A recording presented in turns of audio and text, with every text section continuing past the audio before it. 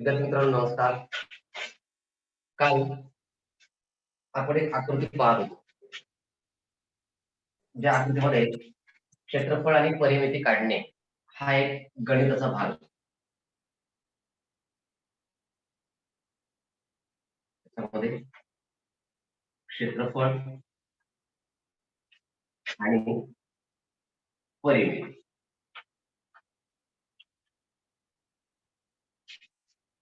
तर त्याच्यामध्ये आपल्याला जी आकृती होती ती आकृती थोडी या पद्धतीची.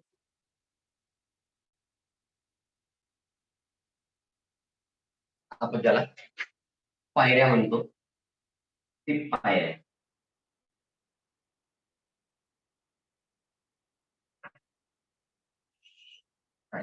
काढण्याची सोपी पद्धत, एक स्टेप काढायची आणि बाजूचे जोडायची. अशा जर परिमिती आणि क्षेत्रफळ काढताना परिमितीची काही जणांना जी अडचण होती ती आता नक्कीच दूर झाली असेल. फक्त आपण जेव्हा आयताची किंवा चौकोनाची किंवा चौरसाची परिमिती काढताना जसं आयताचं सूत्र होतं 2 कंसात लांबी अधिक रुंदी किंवा 2 लांबी 2 रुंदी, म्हणजे 2 वेळा लांबी अधिक 2 वेळा रुंदी. तर ही लांबी इथली लांबी, ही रुंदी ही रुंदी, म्हणजे दोन्ही 2 वेळा आहेत म्हणून सर्व बाजूंची बेरीज म्हणजे परिमिती. तर या आकृतीमध्ये आपल्याला प्रश्न पडते की आता नेमकं घ्यायचंय काय. समजा समजा हे जर इथलं जर माप 2 असेल किंवा गृहीत धरूयात हे आहे 5 सेंटीमीटर, म्हणजे इकडचं अंतर आहे हे, इथं 5 इथं 5 इथं 5 इथं 5 आणि ही जी रुंदी आहे ही आहे 3, इथं 3 इथं 3 इथं 3, म्हणजे इथं 3 इथं 3 इथं 3 इथं. अशा पद्धतीने मग अशा आकृतीचे मग इथं 3 म्हटल्याच्या नंतर 3 गुणिले 4 म्हणजे आपल्याकडे झाले 12 सेंटीमीटर एकूण जागा. इथं 5 4 वेळा म्हणजे 5 चौक झाले आपल्याकडे 20 सेंटीमीटर. मग 20 आणि 12 आयत जर दिला असता कदाचित आपल्याला असं पूर्ण, तर इकडचं हे 20 आणि हे 12 तर आपल्याला 2 वेळा लांबी आणि 2 वेळा रुंदी, म्हणजे 2 वेळा लांबी म्हणजे 40 आणि 2 वेळा रुंदी म्हणजे 24. 40 आणि 24 64 पटकन काढतात. पण इथं आता काय तो हा प्रश्न पडतो. मग इथं जशी कालची पसगत झाली त्यासाठी तुम्हाला काही प्रयोग सांगितले, काही उपक्रम सांगितले, नक्की तुम्ही करून पाहिले असतील.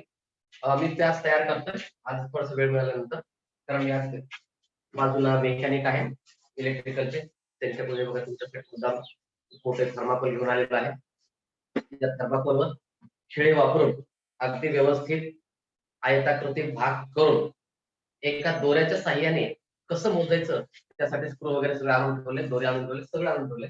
आज नक्कीच तो एक व्हिडिओ तयार होता आणि इथं मला धरायला ठेवायला मला सुरुवातीला अडचण आहे, म्हणून तो एक व्हिडिओ करून मी तुम्हाला तो देतोय.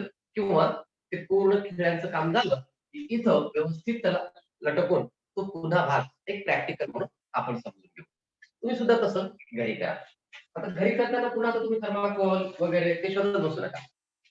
एक साधा एखाद्या लग्नाच्या पत्रिकेचा कागद, जाड कागद थोडासा, फार जाड पण नको, अगदी सहज कात्रीने आपल्याला कट करता यावं अशा पद्धतीचा एक आपल्याकडे एक आयताकृती, मी थोडस याचे 2 भाग करून देतो. असा एक कागद घेतला, याला पेन्सिलने थोडस व्यवस्थित तुम्ही आकार द्या की म्हणजे सगळे समान भाग झाले पाहिजेत या हिशोबाने. त्या दृष्टीने आपण या ठिकाणी समजा गृहीत धरूयात हा एक भाग आहे, हा दुसरा भाग आहे, हा तिसरा भाग आहे. इथून मी आता स्पेस मला किती घ्यायच्यात त्याच्या अंदाजे मी इथे रेषा घेतलेल्या आहेत. म्हणजे काय करायचं, मग सगळे तुकडे नाही करायचे, एक भाग पायरी जायची आपल्याला,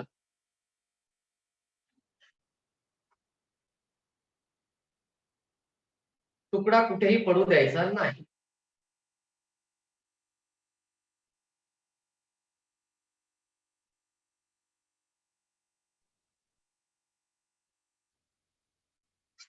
कात्री हाताला लागणार नाही याची काळजी घ्यायची. पहा ऍज इट इज हा भाग तयार झाला. आता हा भाग तयार झाल्याच्या नंतर तुमच्याकडे दोरा सहज उपलब्ध होतो. या ठिकाणी एखादी सुई किंवा टाचणी आणि या ठिकाणी एखादी टाचणी लावा आणि इथून हे इकडे इकडे इकडे इकडे इकडे इकडे आणि इथं इथपर्यंत अंतर मोजा आणि तो दोरा तोडून टाका. इथंच दोरा तोडून टाका. इथपर्यंतच अंतर त्या दोऱ्यामध्ये फक्त घ्या. ते अंतर घेतल्याच्या नंतर तोच दोरा जो आपण दोरा तोडलाय तो दोरा आता इथं ठेवा. या टोकावर या, काटकोनात या आणि पुन्हा इकडे या. तर तो दोरा इकडं जितकं माप होतं तितकंच माप त्याच इकडे येणार आहे. म्हणजे याचा अर्थ आपल्याकडे लांबी 2 वेळा आली आणि रुंदी सुद्धा 2 वेळा आलेली आहे. म्हणजे इकडचा भाग मला घ्यायचा नाही. कालच्या आमच्या थोडीशी आपली जी चूक झाली सांगताना आपण याचं सुद्धा माप घेऊ लागलो होतो. नाही घ्यायचं. म्हणजे थोडस तणवी किंवा तन्मय किंवा आणखी मय जे कोणी सांगितलं तर थोडंसं वाटू लागलं की इकडचं पण घ्यावं लागतं का परिमितीमध्ये नेमकं काय करायचं तर नाही तसं घ्यायचं नाही. कारण आर्यनला पडलेला प्रश्न होता सर क्षेत्रफळ तर जमतंय पण मला परिमिती जमत नाही. बट व्हेरी इज पण आपण परत प्रात्यक्षिक काही गोष्टी प्रात्यक्षिकातून शिकाव्या लागतात. मग या ठिकाणी हा एक भाग आहे म्हणजे इथून हा पुन्हा त्याच्यासोबत पुन्हा कंटिन्यू झालाय. हा तिसरा भाग आहे म्हणजे पुन्हा इथे कंटिन्यू झालाय. हा चौथा भाग आहे म्हणजे हा पुन्हा इथून तिथून कंटिन्यू झालेला आहे. ही उंची इकडे आलेली आहे. ही उंची याच्या बरोबर आलेली आहे. इथं आलेली आहे, इथं आलेली आहे, इथं आलेली आहे. म्हणजे आपल्याकडे इथे काटकोन अदृश्य स्वरूपात तयार झालेला आहे. म्हणून परिमितीमध्ये 2 लांबी 2 रुंदी याच्या ऐवजी फक्त सूत्र प्रॅक्टिकल करताना या भागाची बेरीज अधिक लांबी अधिक रुंदी एवढं करावं लागतं. आणि पहिल्या जर ओळखायचं असेल तर जे आपल्याला आयताचं सूत्र आहे तेच तिथं वापरायचं. अट एकच सगळ्यांची लांबी रुंदी सारखी असावी. नाहीतर तुम्हाला सर एक आकृती अशी होती. आता इच्छासाठी सुद्धा तेच सूत्र वापरायचं का 2 लांबी 2 रुंदी इथं सुद्धा नाही वापरायला जमेल जमेल. फरक काय पडणार आहे आपल्याला समजा या भागाचं क्षेत्रफळ सांगितलं फरक पडेल. काही फरक पडणार इथं आपल्याला समजा इथं 2 आहे इथं 5 आहे इथं इथं 2 आहे इथं 7 इथं 8 आहे आणि इथं 2 आहे. हे अंतर 2 इथून इतकं 8 म्हणजे हे झालं 8. हे पुन्हा 2 म्हणजे हे झालं 2. पुन्हा हे 5 पुन्हा हे 5 पुन्हा हे 2 पुन्हा काय फरक पडला बरं झालं. मग इकडचं माप किती राहणार आहे आता हे झालं 2 म्हणजे 2 आणि 5 7 2 9 8 17 आणि 2 19 सेंटीमीटर. ही बाजू 19 आहे वरच्याची लांबी सुद्धा 19 झाली आहे. पण एक भाग राहिलाय घ्यायचा हा कट केलेला भाग राहील म्हणजे हे जर समजा 10 असेल तर कदाचित इथं 2 असेल. ही जी उंची इथं 2 असेल ती रुंदी जी आहे इथं 2 असेल इथं 2 असेल 2 आणि 2 4 आणि 2 6 इथं 3 9 6 6 आणि 2 8 आणि 2 10 सगळ्यात 2 2 4 तर 2 पंचे 10 म्हणजे इथं 2 2 2 ही जर आपण रुंदी घेतली इकडे बाकीची लांबी घेतली तर 10 आणि 19 झाले 29 आणि 29 ची दुप्पट 29 दुने 58 हेच त्याचं उत्तर तेच लागू पडतं. आपल्याला वाटेल इथं अरे हे तर लांब आहे पण जर त्याने नावं दिली तर ए बी सी डी तर ए बी ची परिमिती सी डी च्या परिमितीशी जुळते काय तर मात्र फरक पडते. इथं इथं 4 भाग आहेत इथं 3 भाग आहेत इथं 2 भाग आहेत इथं 1 भाग एका आकृतीवर तुम्ही कमीत कमी 40 ते 50 प्रश्न स्वतःसाठी तयार करू शकता. प्रत्येक आकृती काय करताय तुम्हाला समजा आपण नाव दिलं याला नाव दिलं ए या आकृतीला नाव दिलं बी ला दिलं सी आणि ला दिलं डी.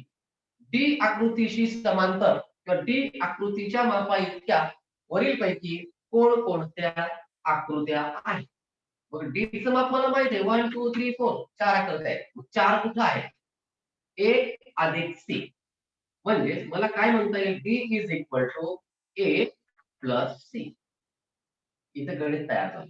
म्हणजे डीच्या मापाचं जे काही आहे ते पुन्हा कोणाच्या मदतीने घ्यावं लागेल?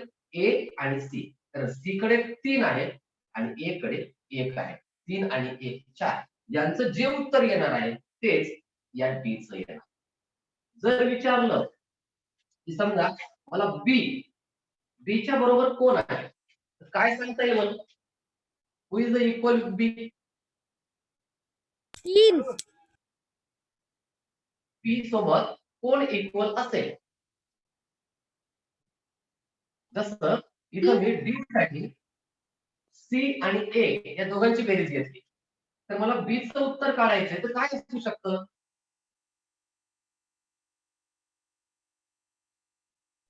बी आणि डी. बी आणि डी इथं 5 आहे. बीचं उत्तर काढायचंय मला. म्हणजे इथं हा भाग शिकताना तुम्हाला बेरीज वजाबाकी हा घटक आपोआप शिकता येईल. जेव्हा आपण एखादा नवीन कुठला तरी भाग पाहतो त्यावेळेस आणखी काहीतरी नवीन शिकायला मिळतं. इथं तुम्ही अंकाऐवजी अक्षरे, तो जो भाग होता तिथं तुम्ही जाऊन बसाल. इथं बी, मग बी ची किंमत किती आहे? 1 2. आता 2 कुणाची बरोबर होऊ शकते? एक तर 2 वेळा ए घ्यावं लागेल, ए अधिक ए, किंवा इथं 3 आहे पण मला 2 पाहिजे म्हणजे सी. मग त्याच्यात तुम्हाला 1 वजा करावा लागेल म्हणजे सी वजा ए करावा लागेल. पण डी चा संबंध मला घेता येणार नाही, कारण डी मध्ये 4 आहे आणि मला उत्तर 2 पाहिजे. 4 2 उत्तर कसं करणार? कारण मला बी चं तर उत्तर पाहिजे, म्हणून डी वजा बी करू शकत नाही. म्हणजे मला याचे 2 पर्याय मला मिळतील. बी ए याचं उत्तर एक तर ए दोनदा घ्यावा लागेल किंवा मला 3 घेऊन 1 वापस करावा लागेल. अशा पद्धतीचे आपल्याला बेरीज वजाबाकीचा संबंध घेऊन आपल्याला उदाहरण तयार करता येईल. तर अशा आकाराचे तुम्ही स्वतः तयार करू शकता, कुठलीही अडचण येणार नाही. आणि जेव्हा आपण या टोकापासून या टोकापर्यंत आपण अंतर मोजू त्याला कर्ण असे म्हणतात. म्हणजे काटकोनाच्या समोरील बाजू. हा जो काटकोन आपला तयार झालेला आहे, या कोणाच्या समोरची जी बाजू असते तिला कर्ण असे म्हणतात. याला पाया म्हणतात आणि याला उंची म्हणतात. आणि याचं एक सूत्र आहे, जेव्हा तुम्ही पुढच्या वर्गात जाल तेव्हा कर्ण काढण्याचं सूत्र आहे कर्ण वर्ग बरोबर पाया वर्ग अधिक उंची वर्ग. आणि हे सूत्र सिद्ध करून दाखवलेलं आहे पायथागोरस या गणित तज्ञाने. याला पायथागोरसचा प्रमेय किंवा पायथागोरसचा सिद्धांत असं म्हणतात. पायथागोरस सिद्धांत म्हणतो की कर्णाचं माप म्हणजे हे जे अंतर आहे याचं अंतर हे ह्या पाया आणि या उंची यांच्या वर्गाच्या मापाच्या बेरजे इतकं असतं. असं हे सूत्र आहे. त्यातून पुढे एक शब्द तयार झालेला आहे, त्याला एक शब्द आहे, पुढे गेला तुम्हाला कळेल, त्रिकूट. 3 संख्या एकत्र येतात. पहिली एक संख्या फक्त तुम्हाला सांगतो, त्याचं नाव आहे 3 4 5. हे पहिलं त्रिकूट आहे. सलग संख्या येणारे आहे त्रिकूट 3 4 5. म्हणजेच काय, जर हा 3 पाया आणि 4 उंची असेल तर त्याचा कर्ण 5 येतो. तुम्ही 3 सेंटीमीटरचा एक रेषा काढा, 4 सेंटीमीटरची उंची काढा आणि 2 टोकं जोडा आणि कर्कटकच्या मदतीने मोजा, त्याचं उत्तर तुमचं 5 येईल. मग काय होतं, 3 म्हणजेच पाया आहे 3 चा वर्ग अधिक उंची आहे 4 4 चा वर्ग 3 चा वर्ग 9 4चा वर्ग 16. आता इथं वर्ग म्हणजे काही कोणाच्या शाळेचा वर्ग नाही. 3 गुणिले 3 त्याला म्हणतो वर्ग. 3 गुणिले 3 3 त्रिक 9, 4 गुणिले 4 4 चौक 16, 9 आणि 16 या दोघांची बेरीज 25. म्हणून कर्ण बरोबर तो वर्ग होता. कर्ण वर्ग आला. कर्ण वर्ग आला 25. तर कर्ण काढताना आपल्याला असं लिहावं लागतं की कर्ण बरोबर वर्गमुळात 25. इकडचा वर्ग निघून गेला, पण दोन्ही बाजू बरोबर झाल्या पाहिजे. LHS is equal to RHS आलंच पाहिजे. मग इकडचा वर्ग निघून गेला, तिकडे 25 राहत नाही. ही संख्या वर्ग ऐवजी वर्गमूळ मध्ये होत असते. म्हणजे मग वर्गमुळातल्या 25 ची किंमत आहे 5. म्हणून जर पाया 3 असेल, उंची 4 असेल, माईक ज्याचं चालू ते बंद ठेवा.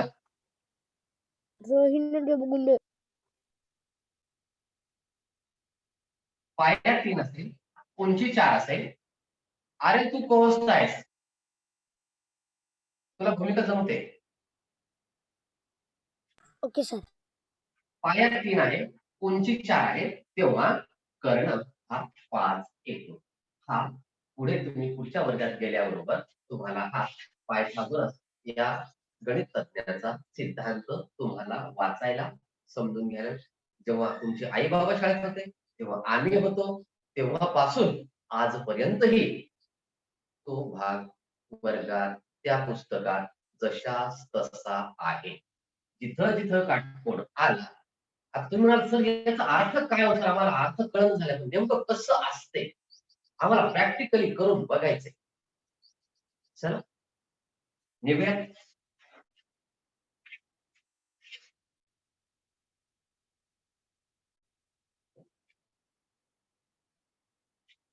एक आकृती सांगतो बघा, तुम्हाला जमेल. आताच आपण घेतला होता हा त्रिकोण, तोच घेऊयात. याचं माप होतं 3 सेंटीमीटर, याचं माप होतं 4 सेंटीमीटर आणि याचं आलं होतं उत्तर 5 सेंटीमीटर. नाही तर असं करू नका, इकडे 1 इकडे 2 इकडे 3 नाही येतात. त्याचं 3 येत नाही. 1 चा वर्ग 1, 2 चा वर्ग 4, 4 आणि 1 5, 5 च कोणतंही वर्गमूळ नाही. वर्गमुळात 5 म्हणजे तिथं 2 वर्गमुळात 1 हे त्याचं उत्तर येते. आता 2 वर्गमुळात 1 हे काय भानगड आहे? 5 5 मध्ये कोणाचा तरी वर्ग लपलाय. कोण लपलाय? 4. 4 कोणाचा आहे? 2 चा. मग तो 2 बाहेर पडला. 2 बाहेर पडला 5 मधून म्हणजे 4 बाहेर पडले. कोण राहिला? 1 राहिला मध्ये तसा झाला. 1 ची किंमत मला माहिती म्हणजे याची किंमत 2 वर्गमुळात 1 अशी आहे. त्याला म्हणतात 5. असो पुढे जाऊया. मला हे समजून घ्यायचंय तर काय करणार, म्हणजे इकडं जर 3 सेंटीमीटर असलं आणि इकडे जर 4 सेंटीमीटर माप असलं तर इकडं 5 येते. कशावरून म्हणायचं? इकडं आपण एक चौकोन ज्याच्यामध्ये 1 सेंटीमीटर आणि 3 सेंटीमीटर आहे, म्हणजे मला हा 1 सेंटीमीटर, हा दुसरा सेंटीमीटर, हा तिसरा सेंटीमीटर. 1 2 3 1 2 3 हे झाले 3 सेंटीमीटरचा 1. हा 4 आहे, म्हणजे मला इथं 4चा तयार करावा लागेल. 3 रेषा मारल्या म्हणजे 4 होतात. हे आपल्याला सगळ्यांना माहित आहे. नवोदयमध्ये आहे, आपल्याला शिष्यवृत्तीमध्ये आहे. एक दोरा मधून तोडला तर त्याचे किती भाग होतील किंवा 5 भाग करण्यासाठी मला दोरी किती ठिकाणी तोडावी लागेल. आता 1 2 3 4 5 6 7 8 9 10 11 12 13 14 15 16 17 18 19 20 21 22 23 24 25 अशा तुम्ही 2 आकृत्या तयार करा. 3 सेंटीमीटरचा एक कागद घ्या, त्याचे भाग आखा, तुकडे करा. 4 सेंटीमीटरचा भाग घ्या, अगदी अशाच पद्धतीने करा, त्याचेही तुकडे करा आणि इथं 5च्या समोर, आता आपल्याला 5 माहित झाले म्हणून ना, याच्या समोर असाच याचा एक चौरस तयार करा. चौरसच पाहिजे आणि हा चौरस तयार करून तुमच्याकडे आलेले हे सगळे तुकडे याच्यामध्ये बसवा. कुठं जागा शिल्लक राहते काय ते तुम्ही स्वतः पडताळून पहा. जमते की नाही. पण अट एकच, करेक्ट 3च सेंटीमीटर असावं, अगदी व्यवस्थित कट केलेला असावं, सगळे भाग काळजीपूर्वक कट करा, एकही भाग नाही तर एक इकडं एक इकडं एक इकडं एक इकडं नाही, कम्प्लिटली तेच असावे. सर आता याचा काय फायदा आम्हाला? तुम्हाला नवोदय मधला जो प्रश्न आहे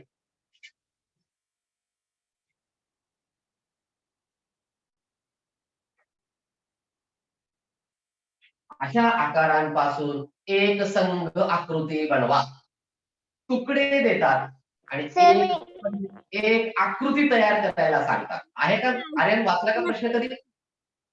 हो सर, 90 आहे. हो सर, वाचलाय. हा, म्हणजे तिथं तुम्हाला कमीत कमी 4 ते 5 भाग देतात आणि त्याच्यापासून एकच आकृती तयार करतात.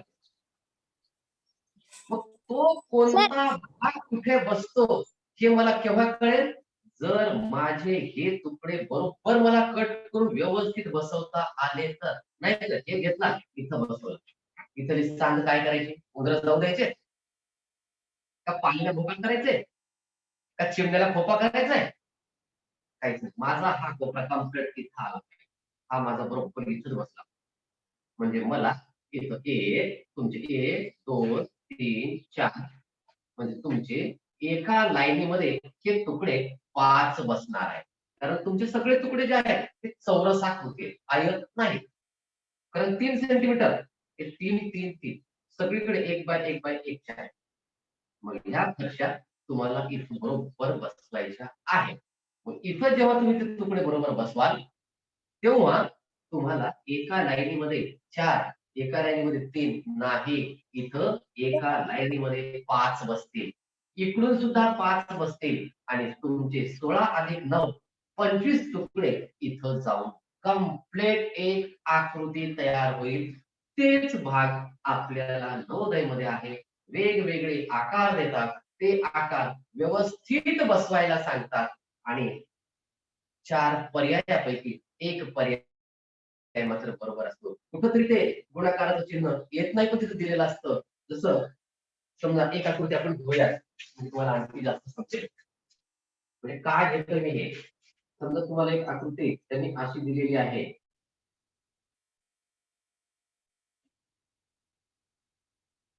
या आकृतीपासून एक संघ आकृती बनवा. तर समजा जर अशी बनवून दिली नुसतीच किंवा ही बनवली, येईल का बरोबर? नाही सर. नाही सर. नाही सर, येत नाही. उत्तर आहे का ते? नाही. नाही सर. आता दुसरा पर्याय त्यांनी समजा असा दिला, नाही. नाही. नाही सर, येत नाही नाही. सर. कारण सर तिथं 4 त्रिकोण आलेत. सर तिथं आपल्याला 2 त्रिकोण दिले सर. सर होऊ शकतो. येत नाही. आता होऊ शकतो सर. आता येते सर. आता येते सर. यस, होऊ शकतं. मला आता मी नेमके कोणते त्रिकोण दिले, समद्विभुज दिले, समभुज मला माहित नाही. असं जर दिलं समभुज आहेत, मग हे 4 असेल, हे सुद्धा सगळे 4 सेंटीमीटरचे आहेत आणि मग हा आकार इथं बनवू शकतो. पण जर आपल्याला यस इथे त्रिकोण, इथे त्रिकोण, इथे त्रिकोण, इथे त्रिकोण हे आहेत, यस पटकन आपण करू शकतो. पुन्हा विचार केला, अरे नाही इकडे वाकड आहे, इथं काटकोन नाही, नाही हे नाही. पुन्हा विचार केला, हा हे त्रिकोण, हे त्रिकोण, हा दोन सारखे बरोबर आहे, हीच आकृती असेल. पण ही आकृती होऊ शकत नाही, कारण इथं दुसरेच 2 त्रिकोण पुन्हा तयार झाले. म्हणजे ही आकृती माझं उत्तर असू शकत नाही, म्हणून मला या पर्यायाकडे जावं लागतं. म्हणून मी तुम्हाला मुद्दामच थोडस कालच्या भागातून पुढे आलेला या पायथागोरसच्या प्रमेयाकडे घेऊन गेलो. नक्कीच तुम्ही जसं काल महेश प्रॅक्टिकल करून पाहिलेलं आहे, जशी ती एक आपल्या नवोदयच्या परीक्षेची सरावासाठी एक आपल्याला भाग होता, कागद कापणे किंवा कागदावर कुठेतरी टिंब देणे किंवा आकार काढणे. तर 4ही कोपऱ्यांमध्ये कसे आकार दिसतील, एक आकृती त्याच्या आपण घड्या केल्याच्या नंतर जर समजा इथं टिंब दिला तर तो 4ही आकृत्यांच्या बाजूच्या जवळच छोटिंब होईल. तसंच इथं जर त्रिकोण आणि वर्तुळ दिलं तर तो सुद्धा एकमेकांच्या समोरासमोर कसे येतात ते त्यांना प्रॅक्टिकली एका चित्रासह एक कागद चिटकून त्या कागदावर आपल्याला दाखवलेला आहे. त्याचं कोलाज तुम्हाला काल पाठवलेला आहे, तुम्ही सर्वांनी पाहिलं असेल. तसं हे तयार करून पहा. अट एकच, आकार सारखे आले पाहिजेत. स्केलच्या वापराशिवाय आणि कात्री या 2 वापराशिवाय आपल्याला करता येणार नाही. सुरुवातीला तुम्हाला बाकीचे तुम्हाला सगळ्यांना कात्रीचा वापर जमतो, तरी पण गडबड काय होऊ शकते, असा आपण कागद धरलाय आणि फाडताना आपल्याला ध्यानात नाही आणि आपण ती कात्री घेतली आणि असं सुरू केलं, ते कागद कापत कापत आपलं बोट इथं कधी कापलं आपल्याला कळणार नाही. म्हणून तीही काळजी घ्या. एका कोपऱ्याला धरा आणि व्यवस्थित कापा. एखाद्या वेळेस कागद चुकीचा कापला गेला, कागद फेकून देता येईल, दुसरा घ्या, काही हरकत नाही. पण बोट जर कापून घेतला तर कामच आपलं बंद होईल. तिथून मग त्याला पट्टी करा, दवाखान्यात जा, इंजेक्शन घ्या, 12 भानगडी, 2 दिवस झोपून राहा, ताप येईल, आगाऊ ताप. म्हणून तो आगाऊ ताप टाळण्यासाठी आपण सारखेच खबरदारीचे उपाय बाळगायचे. त्यानुसार आपण काळजी सह व्यवस्थित सुरक्षिततेसह काम करायचं. नाहीतर कोण सांगितलं आम्हाला मुलांची गप्पामध्ये सांगितलं कागद कापा, पण कागद कापा पण अगदी सुरक्षितपणे कापा. वाटल्यास मोठ्यांची मदत घ्या. कटर असेल तर स्केल पट्टी ठेवून किंवा आपला सराटा वगैरे जे सरळ आहेत ते ठेवून ते भाग कट करून घ्या. तर हा भाग तुम्हाला अगदी प्रॅक्टिकली समजेल. सर स्केल ना सुद्धा कापता जमते सर कागद. हो, पण आपण तर जाड कागद म्हणतो, पतला कागद नाही करणार. पतला का घेऊ नका म्हणतो तुम्हाला पेपरचा, तर तुम्ही करायला गेलात की तुमचा श्वास जरी असं जरी केलं तर हे कागद उडून जाते. मग पुन्हा अर्ध ते गेला गेला ते कागद गेला तिकडं, पुन्हा त्याला आणा, पुन्हा ठेवा, तो पण दुसरी ठेवलेली उडून जाते. म्हणून वहीचा पुठ्ठा, पत्रिका किंवा थोडासा जाड पेपर तो तुमच्यासाठी चांगला. म्हणून मी कात्री म्हणतोय, तो कागद तुम्हाला कागदावर हाताने कापता येत नाही. पुठ्ठा हाताने सरळ कापता येत नाही. तिथं कटर किंवा कागद ब्लेडचा वापर चुकूनही करायचा नाही. तर याला पायथागोरसचा प्रमेय किंवा आणि पायथागोरस प्रमेयामध्ये असलेलं त्यांचं पहिलं त्रिकूट जे आहे ते तुम्हाला मुद्दाम सांगितलं. तर क्षेत्रफळ परिमितीमध्ये मला तर वाटत नाही की तुम्हाला कुठं आता अडचण येईल.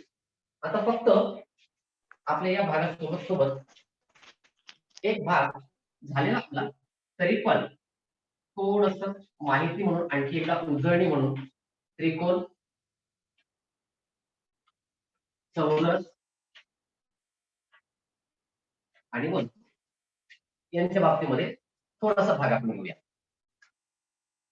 आजचं गणित घेऊया, उद्याला पुन्हा आपण दुसऱ्या विषयाकडे जाऊ. आणि जर आज तुमच्याकडे वेळ राहिला तर आज सायंकाळी 1 तास होईल. तर त्रिकोण, त्रिकोण म्हटलं की आपल्या पुढे डोळ्यापुढे आकृती येते. समोसा, बरोबर आहे का श्रेया?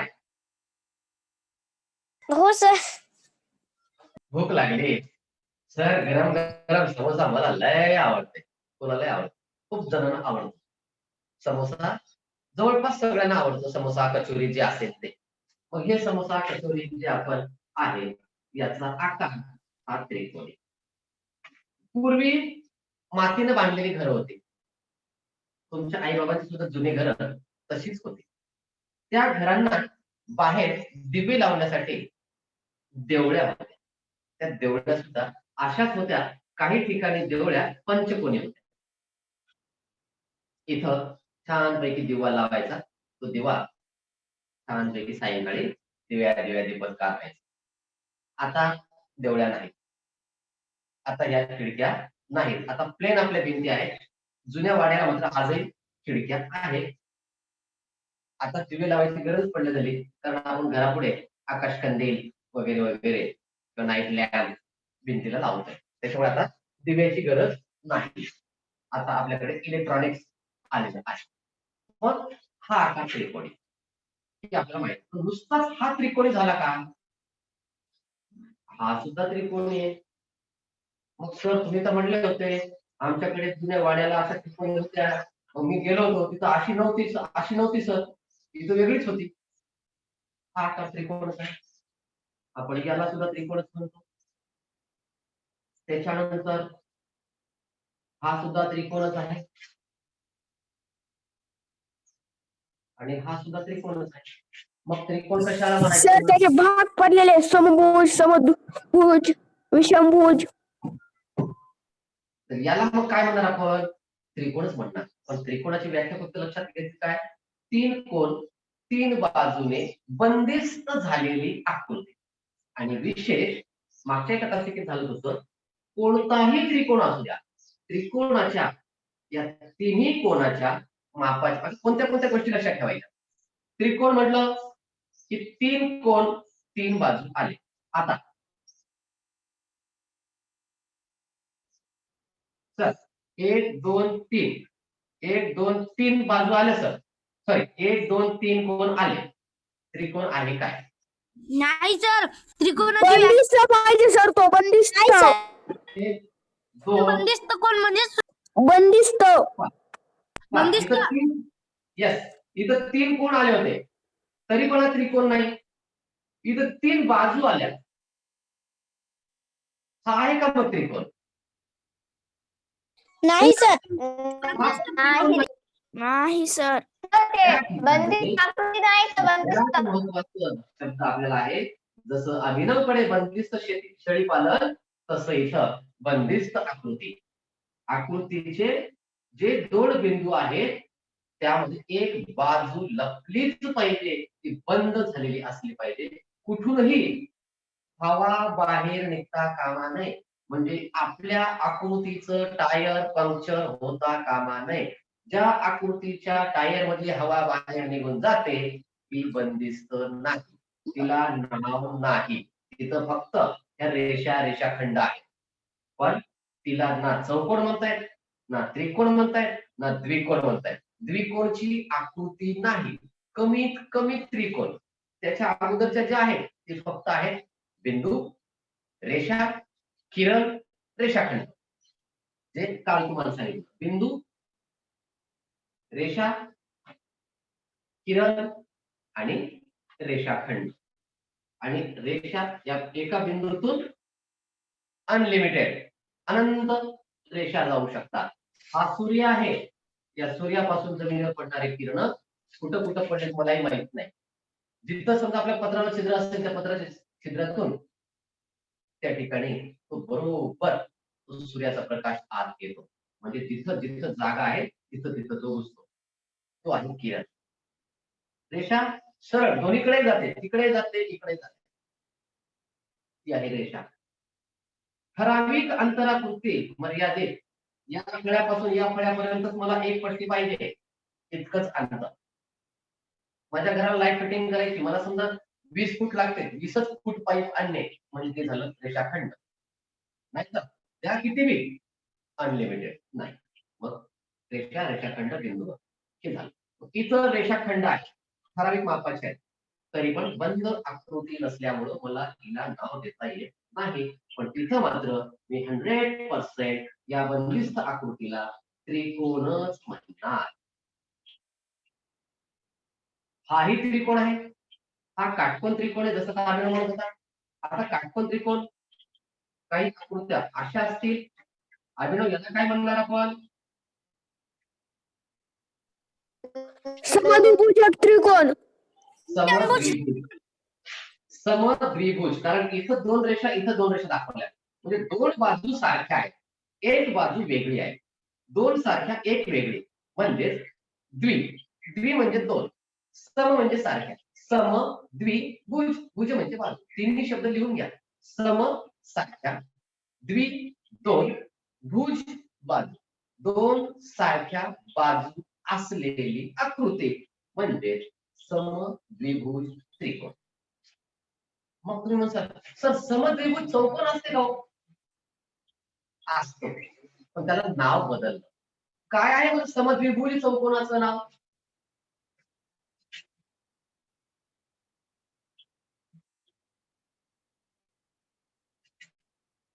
काय सांगता येईल तुम्हाला? आयत आयत. करेक्ट. ही बाजू सारखी आहे, दोन बाजू सारख्या. ही बाजू सारखी आहे, दोन बाजू सारख्या. पण अट काय असते त्याच्यामध्ये?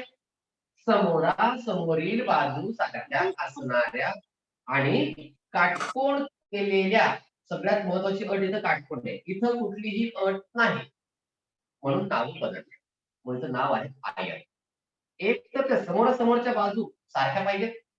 आता सर ही बाजू आणि ही बाजू सारखीच आहे, आणि ही बाजू सारखी आहे. चला हिला आपण आयतच म्हणूया, चालेल काय? नाही सर. नाही. नाही समोरासमोरील सांग अरे सांग. सर आयताच्या दोन्ही समोरासमोरील बाजू सारख्या असतात. हो, समजा ही 5 आहे, ही 5च आहे, हे 3 आहे, हे 3च आहे. इथे 5 आहे, इथे 5 आहे, इथे 3 आहे, इथे 3 आहे. सर ते पण खालचा चौकोन आहे ना, वाकडा आहे थोडा. म्हणजेच काय आहे? सांग काय सांगता येईल?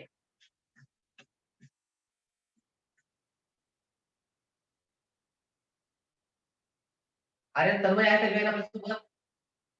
सर आहेत पण त्याचा माईक खराब झाल्यामुळे ते. ओके ठीक आहे, काय हरकत नाही. मला काल पण म्हणलं होतं ना, तसं मेसेज होतं काल पण. हा अभिनव, तुला काय म्हणता येईल, काय सांगता येईल तुला? मी याला आयत म्हणतोय, या आकृतीला. हो मी हिला आयत का नाही म्हणू शकत? सर, आयताच्या समोरील बाजू सारख्या असतात आणि आयताची प्रत्येक बाजू काटकोन असते. कोण काटकोन असते? कोण कोण असतो, ही अट तिथं आहे. म्हणजे इथं आपण जर अट लक्षात ठेवली काय, समोरासमोरील सारख्या बाजू असणाऱ्या आकृतीला आयत असे म्हणतात. आणि खायला एक शंकरपाळा दिला, विचार केला आपण. पहा कधी पण 100% तुम्ही पण करत असाल, किती आपण शाकाहारी असू द्या, भजे खायला केले गरम गरम, आईने कढी आणि भजे केले, तर आपण ते भजे खाताना अरे याच्यामध्ये चिमणी दिसायली, याच्यात ससा दिसायलाय, याच्यामध्ये फूल दिसायलंय, काहीतरी वेगवेगळे आकार त्याच्यात शोधत असतो. मग शंकरपाळे केले आईनं, आणि केलेल्या शंकरपाळ्याचा आकार असा. मग याला मी आयत का म्हणू शकत नाही? उत्तर तू बरोबर केलेलं आहे. बाजू तर सारख्या आहे, ही बाजू सारखी, हे समोरासमोरच्या सारखे आहे. मी जर तेवढी एकच अट लक्षात ठेवली तर मी सपशेल चुकतो. समोरासमोरील बाजू आणि प्रत्येक कोण काटकोन, प्रत्येक, इट्स मोस्ट इम्पॉर्टंट वर्ड, प्रत्येक कोण काटकोन असणाऱ्या आकृतीलाच आयत म्हणतात. सो इट मस्ट, असं असेल तरच, लग्नात मला अंगठी देणार असाल तरच मी लग्नाला येणार, नाही तर मी लग्नाला येणार नाही. जुने लग्न तुम्हाला सांगलं तर तुम्हाला म्हणजे हसणं पण येईल, आणि तुम्हाला असं काय विचित्र होतं असं पण म्हणणार.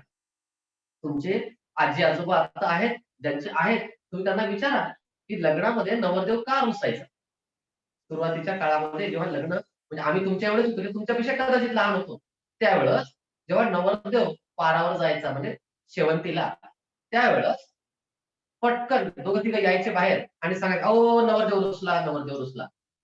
अरे बापरे, का रुसला? त्याला काय काय पाहिजे माहिती आहे? त्याला काय राहायचं, नवरदेवाला काय माहित राहायचं नाही, ते दुसरे सांगायचे, तू रुस, शांत बस इथंच. त्याला पाहिजे एक चमटी घड्याळ, किंवा त्याला पाहिजे ॲटलसची सायकल, किंवा त्याला पाहिजे होता एक मर्फी, किंवा त्या बुश कंपनीचा एक रेडिओ. या 3 गोष्टीसाठी नवरदेव रुसला असं ते म्हणायचे. आणि मग कोणीतरी नवरीकडचे जायचे, ठीक आहे बाबा तुम्हाला घड्याळ देऊ, पण आता काय नाही, पण पुढच्या कार्यक्रमाला देऊ, असं काहीतरी सांगायचे, समजूत काढायचे, आणि पुढच्या वेळेस ते द्यायचे. आणि कदाचित जर 1-2 टप्प्यात नाही ते झालं, खूप वाद व्हायचे, अक्षरशः लग्न मोडण्याचे सुद्धा वेळ यायचे. ते रुसण्याचे प्रकार तुम्ही विचारून घ्या आपल्या आजोबाला, त्याच्याकडून कहाणी तुम्ही ऐकून घ्या, काय होतं पूर्वीचं स्थळ. तर त्यांचा तो काळ फार मजेशीर होता. आताच्या सारखे डीजे वगैरे नव्हते, त्यावेळेस फार मजेशीर ते पुंग्या वगैरे जे होत्या ना, फार मजेशीर होते, कुणालाही त्याचा त्रास नव्हता. आता तर छाती फुटून बाहेर निघते की काय असं झालेलं आहे. चला. मग इथं मस्ट होतं, इथं प्रत्येक कोण काटकोण असलाच पाहिजे, समोरासमोरील बाजू सारख्याच मापाची असली पाहिजे, त्यालाच मी आयत म्हणणार. तसं इथं उत्तर बरोबर दिलं, दोन बाजू सारख्या, एक भिन्न. मग कोण तुमची कुठं विशाल लघु काही घेणं देणं नाही. तिथं ही आकृती झाली समद्विभुज त्रिकोण. एक आकृती जशी की ही, या आकृतीमध्ये इथं 60, इथं 60, इथं 60, सगळे 60 अंशाचे कोण असते, तर त्या आकृतीला शब्द लिहून घ्या समभुज त्रिकोण. म्हणजे त्याच्या सारख्याच बाजू असते तर कोण सुद्धा सारखेच येतात. जर 10 सेंटीमीटरचा एक त्रिकोण मी काढला, 10, 10, 10, तर मधला कोण 60 अंशाचा होतो. तुम्हाला कोण मापकाचा वापर शिकवलेला आहे, तुम्ही प्रॅक्टिकल करून पाहू शकता. एक 5-5 सेंटीमीटरची आकृती घ्या. आता ही आकृती काढताना काही जणांना अडचणी येऊ शकतात. कशा त्याही सांगतो. तुम्ही काय कराल, फक्त स्केल घ्याल. सर घेतली मी 10 सेंटीमीटर, पुन्हा स्केल तिरपी ठेवली इथून, सर झाले 10 सेंटीमीटर. आता इथून इकडे ठेवली आणि झाली 10 सेंटीमीटर. का जुळली नाही? कारण मला माहितच नाही इथला बिंदू कुठे यायलाय, इथं कुठं आकृती तयार झाली मला माहित नाही. अशा वेळेस आपल्याकडे जे कंपास आहे, ज्याच्यामध्ये एकीकडे पेन्सिलचं टोक आणि एकीकडे लोखंडाचं टोक आहे, त्याचा वापर करायचा. या पेन्सिलचं टोक आणि लोखंडी टोक याच्यामध्ये स्केलच्या मदतीने अगदी बरोबर 10 सेंटीमीटर अंतर भरा, कंप्लीट 10. लोखंडी टोक इथे ठेवा आणि एक चॉप मारा, कंस. दुसरं लोखंडी टोक इथं ठेवा, पुन्हा एकदा चॉप मारा, असं येईल. हे दोघं जिथं छेदले तिथं एक बिंदू द्या आणि आता हा झाला तुमचा त्रिकोण, जो की समभुज त्रिकोण असेल. त्रिकोण काढण्याची पद्धत म्हणजे उगाच मी अशा रेषा काढल्या 10-10, ही 10 घेतली, ही 10 घेतली, तर ही इकडे तरी जाईल किंवा ही बाहेर तरी जाईल, येत नाही. हा योगायोगानं जुळली तर जुळली, योगायोगानं, म्हणजे सोयीकीला न जाता जुळलेलं सोयीपण. तसं आम्ही कुठंच गेलो नाही, सोयीपण जुळलं. तसं इथं सर हा हा बोल मी ना. उद्या दाखवू का समोर त्रिकोण काढून? चालेल, बिलकुल.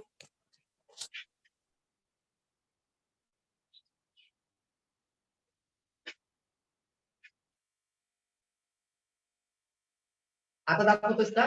सर नाही. बर, ठीक ठीक. आपल्याकडे त्रिकोण मापक आहेत, त्याच्यामध्ये तुम्हाला मी ते आकृती काढण्याचं दाखवेल. फक्त सध्या थोडक्यात माहिती आपण झालेला भाग आहे, पण आकृत्यांच्या बाबतीमध्ये काय घेतोय तुम्हाला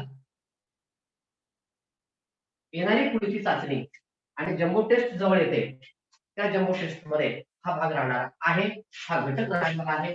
या घटकातील उपघटकावर किंवा या घटकावरील अनेक प्रश्न तुमच्यापर्यंत येऊ शकतात. मग त्रिकोण झालं. इथं माहिती आहे आपल्याला एकच काटकोन जिथं होतो 90 आणि या दोन्हीची मिळून 90. कोणताही त्रिकोण असू द्या, समभुज असू द्या, विषमभुज असू द्या, समद्विभुज असू द्या, तीनच असतात. एक तर तिन्ही बाजू सारख्या, एक काटकोन आणि तिसरा कसाही आडाम धिडाम. हा कोण वेगळा, हा वेगळाच, हा वेगळाच, कुठलाही काही देणं घेणं नाही. कुठंतरी रेषा मारली, कुठंतरी जुळलो. इथून सोलापूरला गेलो, सोलापूरला कोल्हापूरला गेलो, कोल्हापूर नांदेडला वापस, कुठलं कुठे. तर हे विषमभुज.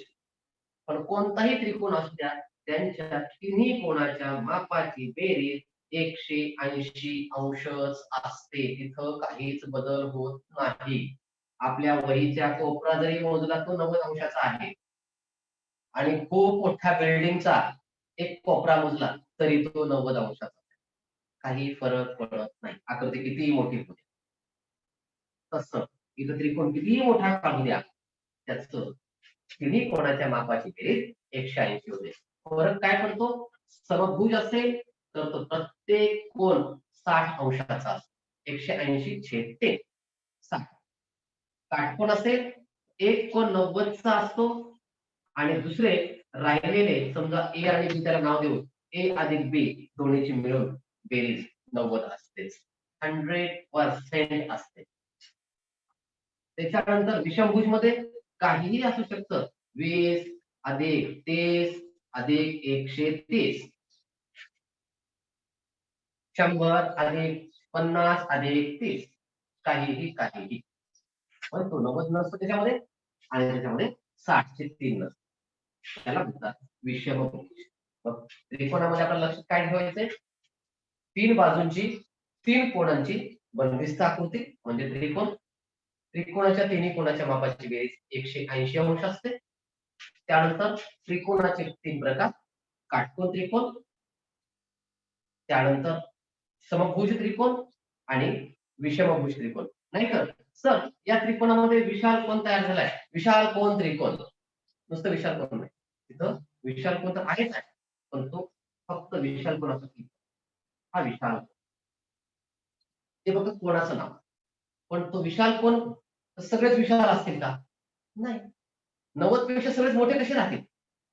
तसं झालं तर 9×27 त्याच्या पुढे जावं लागेल. एक अंश जरी घेतलं तरी 273 मापाचा त्रिकोण पाहिजे आणि तो होत नसतो.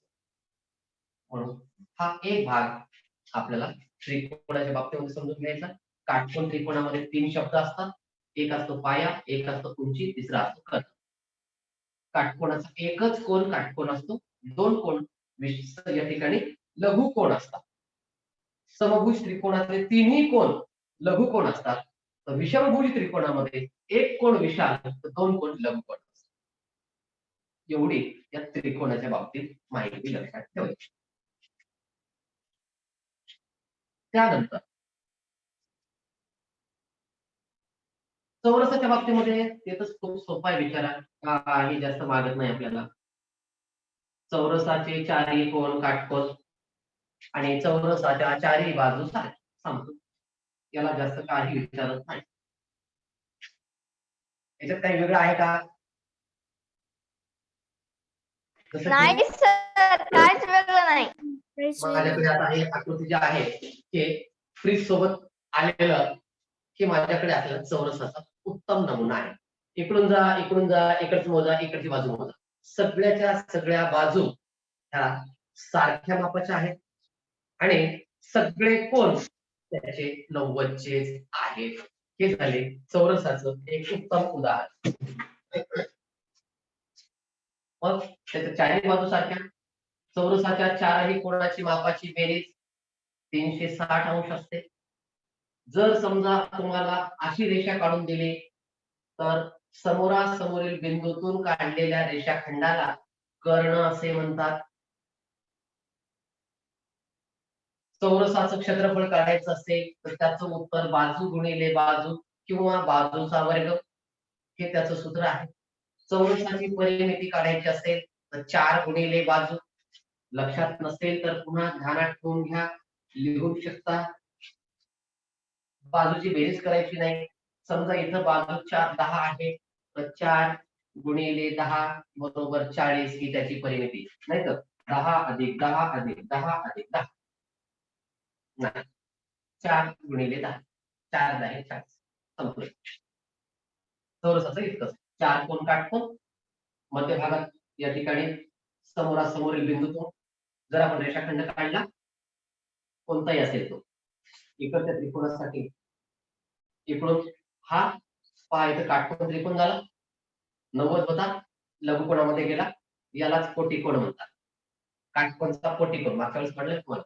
2 कोणाच्या मापाची बेरीज जेव्हा 90 अंश असते म्हणजे हा एक काढलेला आहे, हा काटकोन आहे, पण मध्येच इथून दुसरा काढला. समजा हा झाला 40 अंशाचा आणि हा झाला 50 अंशाचा. हा एक लघुकोन आहे, हाही लघुकोन आहे. दोघांचा मिळून काटकोन तयार होतो. म्हणून इथं नाव दिलेलं आहे कोटिकोन. 50 अंशाचा कोटिकोन किती? तर 50 चा कोटिकोन 40. नाव आहे कोटी, नाव उत्तर आहे छोट. कोटी 40 चा कोटिकोन 50. 89 चा कोटिकोन 1. उत्तर 90 आलं पाहिजे. कोटिकोनाचं 90 आहे. हे चौरसाच्या बाबतीमध्ये तिसरी आकृती चौरसावरच असते, ती आत्ताच झाली. तिचंच नाव आयत. आयताच्या बाबतीमध्ये माहित झालं, थोडं पोथीसारखं घेतो. ही आहे आयताची आकृती. आयताच्या आकृतीमध्ये समोरासमोरील बाजू दोन सारख्या असतात. या ठिकाणी या बाजूच्या समोरील ही बाजू आहे. जसं की मी नाव देतो A B C D. A B च्या समोर बाजू बीसी आहे, बीसी च्या समोर एडी आहे. एडी म्हणजे काय? आपली बेडी नाही. बीसी च्या समोर इथं जर 2 असेल तर इथे 2 असणार आहे. इथं जर 3 असेल तर इथे 3 असणार आहे. प्रत्येक कोण काटकोनच असणार आहे. इथे आयता आकृती समाप्ते. आणि याच्या चारी बाजूचे चारी कोणाच्या मापाची बेरीज 360च असते, कारण 4 काटकोन आहेत. काटकोन म्हणजे 90 गुणिले 4. 90 90 90 90 9 36. संपलं. हे आहे आयत पुराण. तसे स्कंद पुराण आपले आहे, तसं आपल्या गणिताचं आयत पुराण. आता एखादा प्रश्न पडू शकतो, सर तुम्ही म्हणल्या 360, आता मला 360 करून दाखवा बरं पुस्तकात.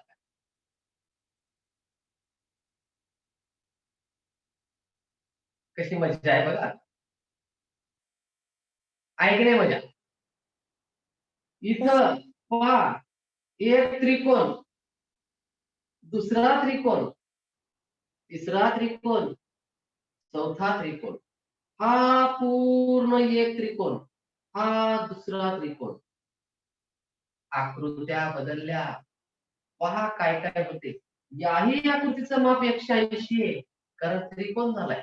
कितीही छोटा त्रिकोण होऊ द्या, त्याच्या मापाची बेरीज 180च होणार.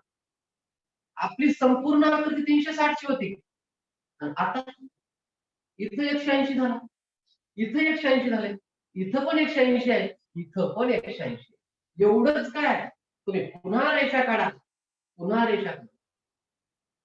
एक ध्वज दुसऱ्या देशाचा, ज्याने 150 वर्ष राज्य केलं, तो ध्वज. जेवढे त्रिकोण झाले सगळे काटकोन त्रिकोण झाले, आणि प्रत्येक काटकोन त्रिकोणाचे नाव 180 आहे. मग 1 2 3 4 4 8.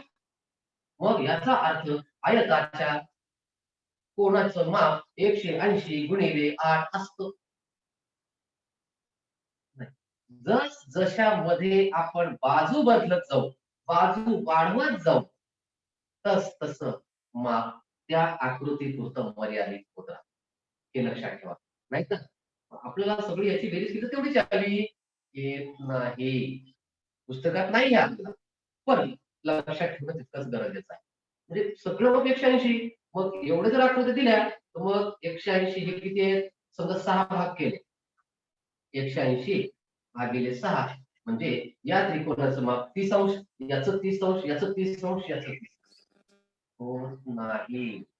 कोणताही त्रिकोण काढा तुम्ही, जिथं 3 बिंदू एकत्र आले आणि बंदिस्त आकृती झाली 180 अंश. किती काही करा.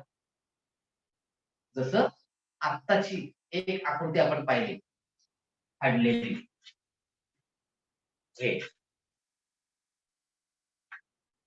हे 2 भाग पाहिले आपण. जसं याचं माप परिमितीमध्ये बदललं नाही, तसं याचंही बदलत. आणि आता ठेवलं या ठिकाणी पुन्हा याला लावून, तरी बदलत नाही, काही फरक पडत नाही. कारण ही जी बाजू होती हीच इथं, आणि हेच तुम्हाला नवोदय मध्ये आहे. एक असा तुकडा देतात आणि या ठिकाणी कोणता तुकडा बसेल, योग्य आकृती, तंतोतंत जुळणारी आकृती शोधा, असा तुकडा देतात. त्यावेळेस असा तुकडा बरोबर शोधून काढावा लागतो. हा बसेल का? यस. हा बसेल. म्हणजे हा पर्याय कुठं आहे तो तुम्हाला शोधावा लागेल. पण तो जर पर्याय तुम्हाला असा दिला, नाही बसत. आपल्याला वाटतं हा इथे बरोबर बसते इथं, नाही बसत. असा दिला, नाही बसत. असा दिलाय तरी नाही बसत. एक कागद व्यवस्थित फाडा. तुमचे प्रश्न, तुमचीच उत्तर. तुम्हाला कुठली अडचण येणार नाही ते पुन्हा पुन्हा समजून घेण्यासाठी. पण मी फक्त पुस्तकातल्याच आकृत्या पाहतो, नाही. तुम्ही फाडा, कसे फाडा, आडव्या उभ्या तिरप्या कसं तरी करा त्यांना. समजा आणखी एक तुम्हाला मी त्याच्यात घेतोय, म्हणजे वर्तुळाकडे जाण्याच्या थोडस पूर्वी तर एकच आकृती राहिलेली आहे. पण आपल्या नवोदयाचा सोबतचा दोन्ही भाग.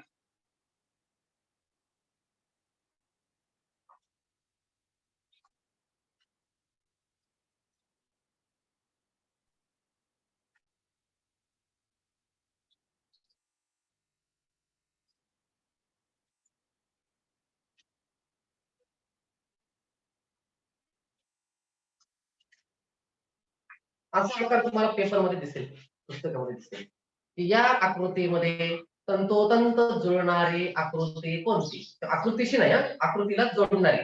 या आकृतीतला भाग कापलेला आहे, तर इथं कोणता भाग बरोबर बसेल. तर त्यावेळेस आपल्याला पर्याय क्रमांक 1 हा दिलेला आहे.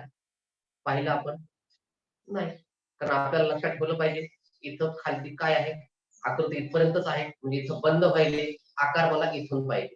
नंतर आकार दिला पर्याय क्रमांक 2, तो ठेवून पाहिला, शक्यच नाही. आपल्याला हे तोंड बाहेर जाणार नाही, आपल्याला आत जाणारी आकृती पाहिजे.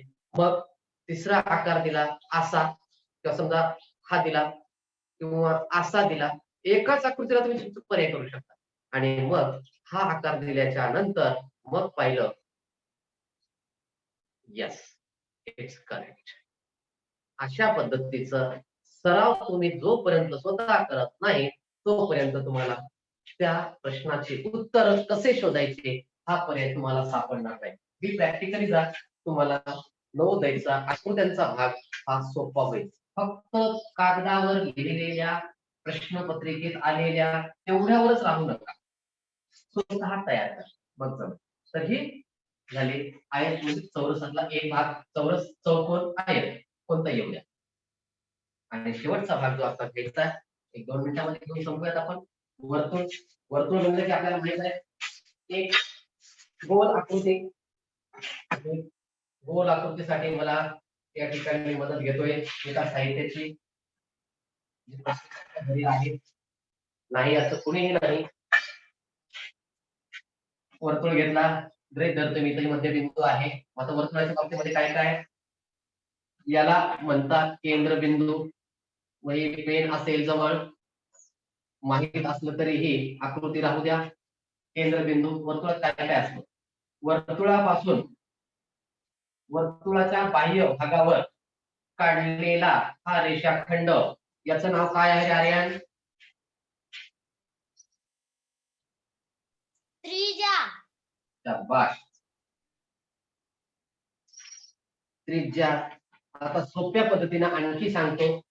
हे एक सायकलचं चाक आहे, इथं बेरिंग आहे, मध्यबिंदू म्हणजे बेरिंग. सायकलच्या चाकाकडे लक्ष द्या. सायकल म्हणलं की मुलांना ताबडतोब अरे यस, तिथं माझ्या फार ओळखीची.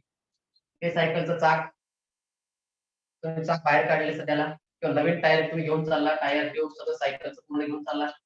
हे बेरिंग जिथं आले बसते, इथून ही सायकलची एक काडी, ही सायकलची एक काडी म्हणजे त्रिज्या. या सायकलच्या काडीच्या समोरची काडी, समोरासमोर असलेल्या दोन काड्या जर एकत्र केल्या, याच्या इतकं मोठं कोणीच नाही, त्या दोन काड्यापेक्षा दुसरं मोठं कोणीच नाही. मग हे जे दोन मोठे आहेत यांचं नाव व्यास. व्यास. सोपं. पण मला सायकलला काहीतरी डिझाईन करायची, म्हणून इथल्या काडीला आणि इथल्या काडीला मी एखादी रेडियमची पट्टी किंवा काहीतरी जोडतोय. ती जोडलेली पट्टी जीवा. जीवा. मी वर्तुळात जोडू शिकवत नाहीये, मी तुम्हाला सायकलच्या चाकावर शिकतो. मग तुम्ही कुठे शिकू शकता, बैलगाडीचं चाक असू द्या. आता बैलगाड्या राहिल्या नाही ती गोष्ट वेगळी, जास्त नाही. पण सायकल तर प्रत्येकाकडे आहे. सायकल नाही याचे जवळपास विद्यार्थी नाही, सगळ्यांकडे सायकल आहे. म्हणजे सायकलला काड्या आहेत, मोटरसायकल काड्या आता सध्या कमी झालेल्या आहेत, ॲलोविल आले. त्याच्यामुळं सायकलला तुमच्या काड्या आहेत, म्हणून तुम्ही सायकलच्या त्या चाकावर पूर्ण वर्तुळ घटक शिकू शकता. आता हा जो भाग आहे म्हणजे टायर, या टायरचं नाव, टायराला काय म्हणायचं कोण सांगेल? वर्तुळ, आणखी कडा, कडाई म्हणतात. आणखी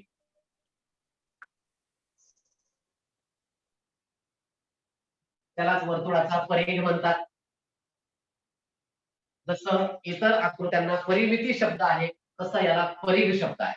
वर्तुळाच्या परिघावर काढलेल्या दोन बिंदूतून काढलेल्या रेषेला काय म्हणतात? प्रश्न कसा आहे? वर्तुळाच्या परिघावरील दोन बिंदू जोडल्यास त्याला काय म्हणतात? आता तिथं प्रश्न दोन प्रकारे खेळला जातो. जर वर्तुळावरील दोन बिंदू जर ती रेषा किंवा तो रेषाखंड केंद्रबिंदूतून गेला तर त्याला व्यास म्हणतात, आणि केंद्रबिंदूतून नाही गेला तर त्याला जीवा म्हणतात. फक्त दोनच बिंदू जोडू शकतो, तिसरा बिंदू जोडता येत नाही, हेही लक्षात असू द्या. मला कितीही रेषा काढायच्या असतील तर या ठिकाणची एक, या ठिकाणची एक. हा बेटा, यस प्राची, तिसरा बिंदू जोडला की त्रिकोण होतो. हा जोडताच येत नाही मला. इथं इथं ही त्रिज्या आहे म्हणजे एक काडी, व्यास आहे म्हणजे दोन काड्या, आणि जीवा आहे म्हणजे काहीतरी मी डिझाईनची एखादी पट्टी जोडलेली आहे, ती झाली जीवा, जे की माझ्या जीवापाठ आवडणारी आहे, मला जीवा लई आवडीची, जीव लावून लावलेली ती जीवा.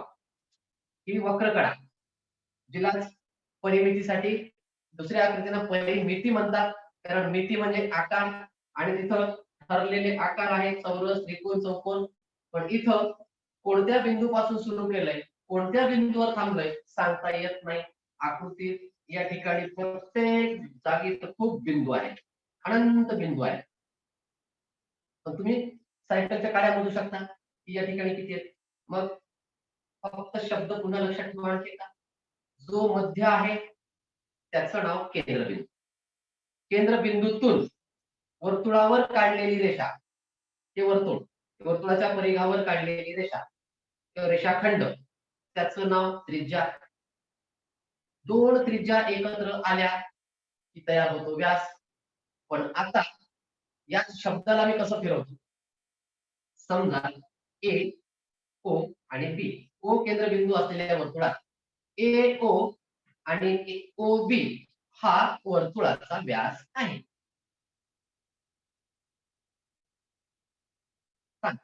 बरोबर आहे काय? चूक सर. पण दोन त्रिज्या, वाक्य काय होतं? दोन त्रिज्या म्हणजे एक वर्तुळ, सॉरी दोन त्रिज्या म्हणजे एक व्यास. समोर समोर समोर समोर पाहिजे सर त्या. तीन बिंदू तिथंच जातात जिथं व्यास तयार होतो. वर्तुळावरील दोन आणि केंद्रबिंदू एक, इथंच फक्त तीन बिंदूंचा वापर होतो. तीन बिंदूचा वापर करून मी जेव्हा एखादा रेषाखंड वर्तुळामध्ये काढतो त्यालाच व्यास असे म्हणतात, अन्यथा म्हणत नाही. आणि जेव्हा मी दोनच बिंदू वापरतो, इथूनच घेतलाय, अगदी त्याच्या जवळचा काढ, खूप जवळची काडी आहे, पण तू केंद्रातून गेलेला नाही, तर तो व्यास होऊ शकत नाही. एवढं लक्षात ठेवायचं. वर्तुळाचं काही सुटणार नाही. मग वर्तुळाच्या बाबतीमध्ये आता वर्तुळाचं त्रिज्या आणि व्यास, त्रिज्या आणि व्यासाचा संबंध जास्तीत जास्त विचारला जातो. त्रिज्या आणि व्यास संबंध विचारल्यानंतर काय काय लक्षात ठेवायचं? ही त्रिज्या आणि इकडं व्यास, शब्द फिरवतात आपल्याला. फिरवणारे शब्द कोणते? त्रिज्या व्यासाच्या दुप्पट असते. बरोबर आहे?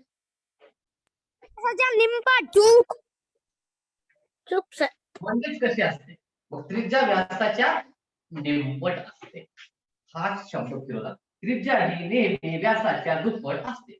आणि आपण हे शब्द कुठेतरी ऐकले असतात. हा, दुप्पट दुप्पट, यस बरोबर आहे असं वाटतं. नाही, त्रिज्या म्हणजे म्हणूनच म्हणलं मी, लक्षात काय ठेवायचं, सायकलच्या एका काडीचं नाव त्रिज्या लक्षात ठेवा, कधीच विसरणार. आणि सायकलच्या समोरासमोरील दोन काड्या एकत्र, त्याला व्यास लक्षात ठेवा, चुकणार नाही. मग व्यास हा त्रिज्येच्या दुप्पट असतो, म्हणजे त्रिज्या ही व्यासाच्या निम्मी असते. त्रिज्याला आणि व्यास यामध्ये फरक आहे. त्रिज्या जर 2 असेल तर व्यास हा 4 असतो, आणि व्यास जर 3 असेल तर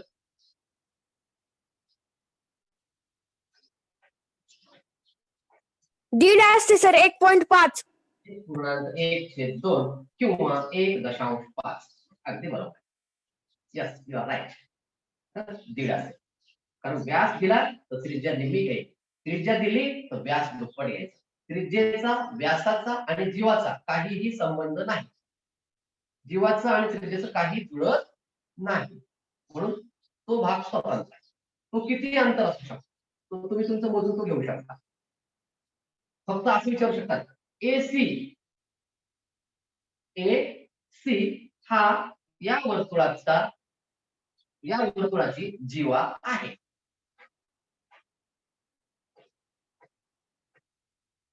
सांगा, रेख AC वर्तुळाची जीवा आहे. चूक? बरोबर? बरोबर? तर का बरोबर?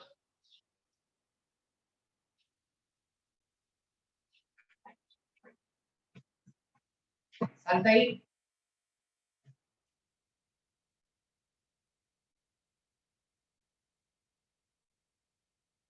आवाज येतोय अभिनव?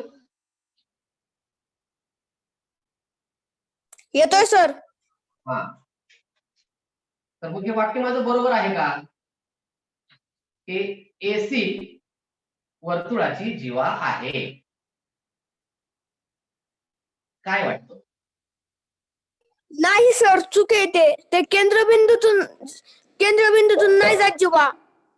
आता इथंच लक्षात ठेवायचं, वर्तुळाच्या केंद्रबिंदूतून गेले असले तरी व्यास हा त्या वर्तुळाची सर्वात मोठी जीवा आहे. शेवटी जीवाचा अर्थ काय माहितीये?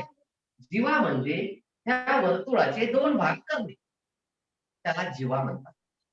मग व्यास सुद्धा वर्तुळाचे 2 समान भाग करतो, म्हणून व्यास सुद्धा वर्तुळाची जीवा आहे. पण या ठिकाणी व्यास म्हणजे वर्तुळाची सर्वात मोठी जीवा. इथं प्रश्न विचारले जाऊ शकतो, वर्तुळाची सर्वात मोठी जीवा कोणती? आणि आपण ABCD काहीतरी नाव देऊ, त्याला नाही जमणार.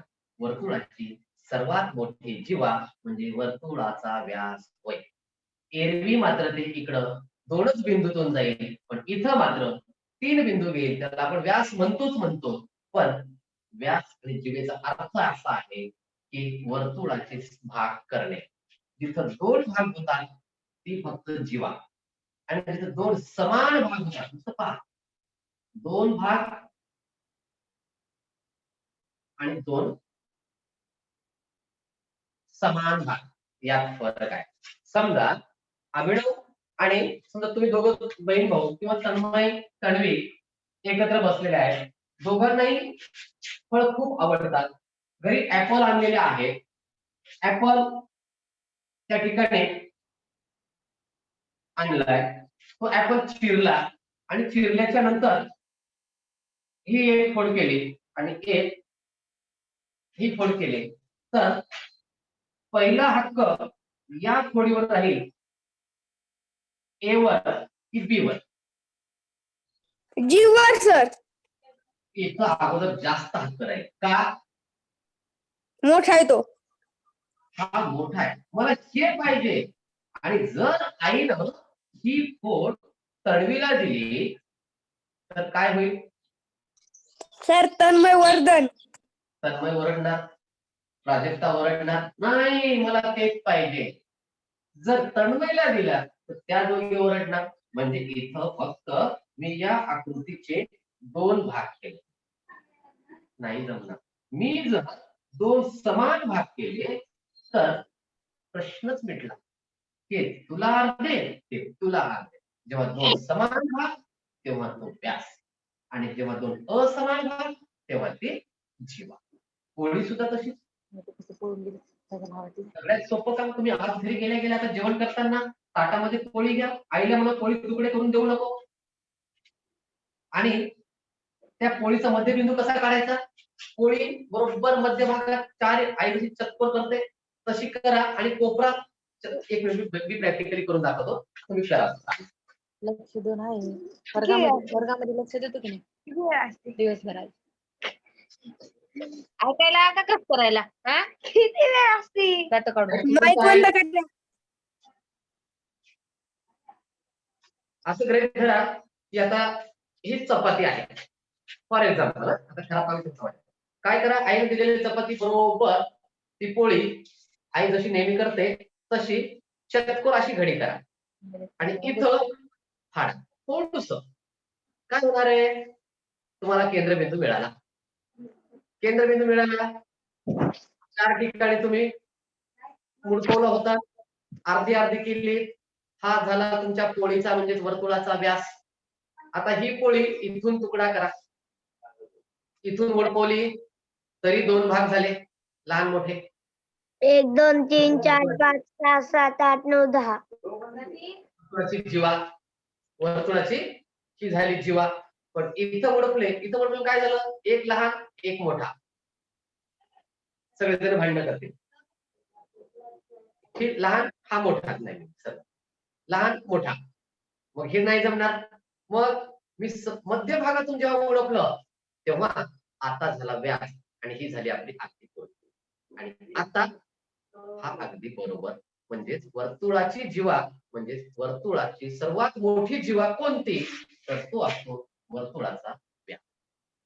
अशा पद्धतीनं तुम्ही जेवताना खाताना वेगवेगळे खेळ खेळताना आपण करू शकतो. केंद्रबिंदू किती सोपा आहे. काय घेतलं का इथं आपण काही साहित्य, घेतली का पेन्सिल, नाहीतर त्या पोळीवर आपला कोण कंस वगैरे आपण ते कंपास ठेवून रेषा मारू नका, मार खासाल तरी. नाहीतर ती पोळी आपल्याला जनावरांना टाकून द्यावी लागेल किंवा फेकून द्यावी लागेल. अन्नाचा नासपडा नका करू. म्हणून आपल्याला हाताळे सुद्धा करता येतो. अंदाजे गृहीत धरायचे हा यस हा आकार गोल आहे, तर काय काय करायचं. त्याच्यानंतर इथं झाला तुमचा तीच पोळी मुडकवा, झाला काटकोन त्रिकोण. इथं काटकोन भाग तयार झाला, याला इथून कळून चला पहा, तीच पोळी तुमचं काटकोन त्रिकोणाचं काम करेल. ही पोळी आता अशी धरा, झाला तुमचा समद्विभुज त्रिकोण. जेवण्याआधी तुमच्या ताटातली पोळी तुम्हाला भूमिती शिकवते. याचे 2 भाग करा, पुन्हा झाला काटकोन त्रिकोण. आता कुठूनही त्या पोळीला फाडून टाका, कुठून तरी वेगळे तुकडे करून टाका. तुमच्या भुज त्रिकोण होईल, तुमचा चौकोन होईल, तुमची आयत होईल. अशा प्रकारे आपण जेवण करता करता सुद्धा विविध आकारांची माहिती घेऊ शकतो. त्रिकोण असेल, चौरस असेल, वर्तुळ असेल.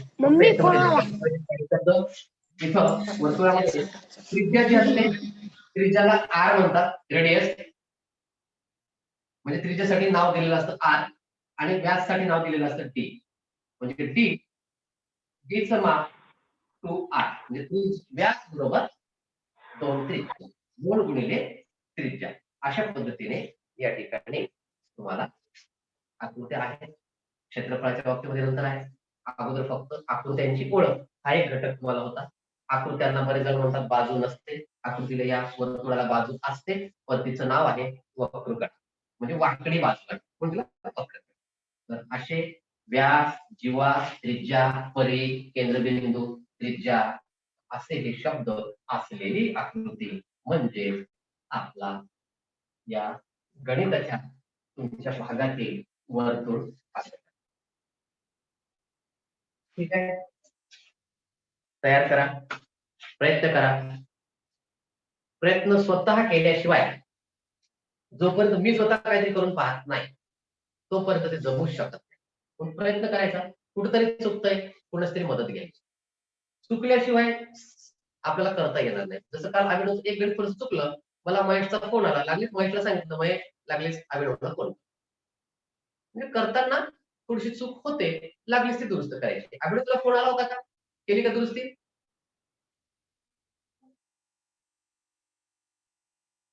अभिनव, एका प्रश्नामध्ये दुरुस्ती करणे आवश्यक होते कालच्या तुझ्या ऑनलाईन चाचणीमध्ये. कोणती सर? तुला एक प्रश्न आहे त्याच्यामध्ये तुला 2 गुणिले 2 गुणिले 2 गुणिले 2 बरोबर किती? आणि त्याचा पर्याय तुझ्याकडे नाही. सर केलं हा, केलं 16 पर्याय होता. 16 पर्याय होता, त्याच्यात पर्याय नव्हता तुझा. महेशनी सांगितलं. हा, म्हणून मी तुम्हाला काय सांगितलंय, ऑनलाईन चाचणी केल्यावर आधी महेशनी सांगितलं सर मला. स्वतः सोडवा. आलेले उत्तर नुसते बरोबर नाही, हे उत्तर आहे काय, तुमची उत्तर पत्रिका तयार करा. या प्रश्नाचं उत्तर त्या प्रश्नाचं उत्तर ते आले का ते तयार ठेवा आणि मग तर जमेल. नाहीतर आपल्या प्रश्नपत्रिका चुकीच्या पोहोचू शकतात आणि मग कॉमेंट्स बेकार मिळतात. तुम्ही प्रयत्न करा, हे खूप छान आहे. सर पण त्यात प्रयत्न करताना एक नाही गोष्ट तर- करा. हा बोल. माझा एडिट करायला दुसरं बटन नाही ना, त्या दिवशी येत होते एडिट बटन नाही ना, त्या दिवशी येत होते बटन चाचणीचं मला. ड्राईव्ह मध्ये जावं लागतं तुम्हाला. तुझी चाचणी जी असते ती गुगल ड्राईव्हला जाऊन बसते. ड्राईव्ह मध्ये ती चाचणी ओपन करायची आणि तिथे एडिट करायचं. खाली पेनचं चिन्ह असते, ऑटोमॅटिक तुला तिथे करता येईल. जर गुगल फॉर्मची असेल तर. आणि टेस्ट मॉच तर फारच सोपी आहे. टेस्ट मॉचला काय ऍडमिन पासवर्ड वापरला तुझा लागली दुरुस्त करता येईल. टेस्ट मॉच फार सोपी आहे. पण गुगलची दुरुस्त केल्यावर ती इतरांपर्यंत दुरुस्त जात नाही. गुगलच्या फॉर्म मध्ये दुरुस्ती केली की लिंक दुसरी बनते, दुसरी लिंक शेअर करावी लागते. आलं का लक्षात? टेस्ट मॉच सगळ्यात सोपं काम. किती चुका होऊ द्या, लागली दुरुस्त सर केली. डन केलं होतंय, डन केलं होतंय, डन केलं ते प्रश्न की माझं आलं होतं. आता चेक करून पाहू का? त्या चाचणीमध्ये पहिल्या लिंक मध्ये येत नाही. आलं का लक्षात? आपल्या ड्राईव्हच्या लिंकला ओपन करायचं, दुरुस्ती करायची, पुन्हा लिंक पाठवायची. तिथे ती दुरुस्तीला नाही जाते. तरी बघ प्रयत्न करून जमून जाईल. ओके, थांबूया.